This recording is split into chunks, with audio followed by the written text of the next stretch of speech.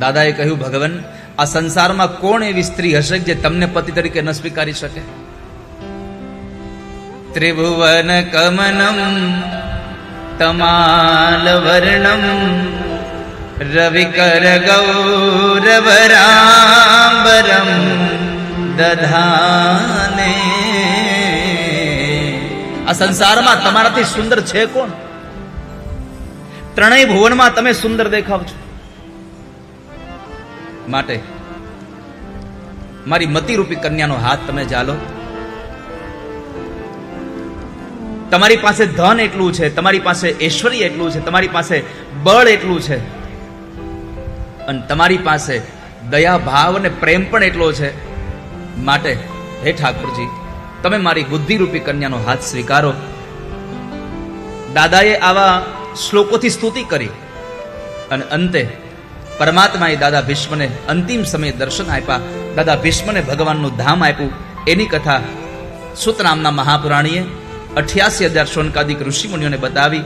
અને પછી ભગવાન દ્વારકા ગયા. પરીક્ષિત મહારાજનો જન્મ થયો. બ્રાહ્મણોએ એના જન્માક્ષર જોયા તો જન્માક્ષરમાં હતું કે 8મા સ્થાનમાં લખ્યું હતું કે કોઈ બ્રાહ્મણના શ્રાપથી આનું મૃત્યુ થશે. ધર્મરાજ યુધિષ્ઠિરે કહ્યું બ્રાહ્મણોને કે તમે ગમે તે યજ્ઞ કરાવો, ગમે તેટલા દાન પુણ્ય કરો, પણ આનું મૃત્યુ કોઈ બ્રાહ્મણના શ્રાપથી ન થાય એવું કંઈક કરો. પણ બ્રાહ્મણોએ કહ્યું કે ચિંતા ન કરશો ધર્મરાજ, આ ભગવાનનો અનન્ય ભક્ત પણ થવાનો છે, એટલે ચિંતા ન કરશો આપ. એ પરીક્ષિત મહારાજનો જન્મ થયો એની કથા બતાવી. થોડો સમય વ્યતીત થયો. ભગવાન સ્વધામગમન થયા એના સમાચાર લઈ અને અર્જુન જ્યારે પાછા આવે છે ત્યારે ધર્મરાજે નક્કી કર્યું, પ્રભુ જો આ સંસારમાં રહ્યા ન હોય તો હવે આપણે પણ નથી રહેવું. એટલે ભગવાને અંતે ધર્મરાજ એટલે પાંડવોએ નક્કી કરી લીધું કે આપણે હવે હેમાળાના માર્ગે હાડ ગાળવા માટે નીકળી પડવું છે. પોતાના ઉત્તરાધિકારી એવા પરીક્ષિત મહારાજને રાજગાદી સોંપી દઈ 5 પાંડવો અને દ્રૌપદી અને એક કૂતરાને સાથે લઈ અને સૌ લોકો હાડ ગાળવા માટે નીકળી પડ્યા છે. સૌ લોકો નીકળી ગયા. આ બાજુ પરીક્ષિત મહારાજ એક વખતના સમયે શિકાર કરવા જ્યારે જંગલમાં ગયા તો જંગલમાં એને કલી સાથે મિલન થયું, કલયુગ સાથે. અને એ કલયુગને જ્યારે દંડ આપવા માટે પ્રેરાયા તો કળયુગે શરણાગતિ લઈ અને કીધું કે મને રહેવા માટે સ્થાન આપો. ક્ષત્રિયનો ધર્મ છે કે શરણાગતને શરણાગતિ આપવી જોઈએ. એટલે એમણે શરણાગતિ આપી, રહેવા માટે સ્થાન આપ્યા. દ્યુતમ પાનમ સ્ત્રિય સૂના.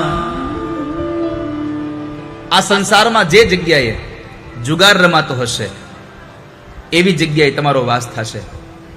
દ્યુતમ પાનમ સ્ત્રિય સૂના યત્ર ધર્મ ચતુર્વિધ. સંસારમાં જ્યાં જુગાર રમાતો હશે ત્યાં તમારું સ્થાન હશે, જ્યાં મદિરા પીવાતો હશે ત્યાં તમારું સ્થાન હશે, જ્યાં કતલખાનું થતું હશે, હિંસા થતી હશે ત્યાં તમારે રહેવાનું, અને જે જગ્યાએ વ્યભિચાર થતો હશે ત્યાં કળયુગને રહેવાનું. આ 4 સ્થાન કલીને પરીક્ષિત મહારાજે આપ્યા. 5મું સ્થાન એને ફરી પાછું માગ્યું, મહારાજ આ 4 સ્થાનમાં મારો પરિવાર સમાયમ છે નહીં, એટલે એકાદું સ્થાન હજી આપો.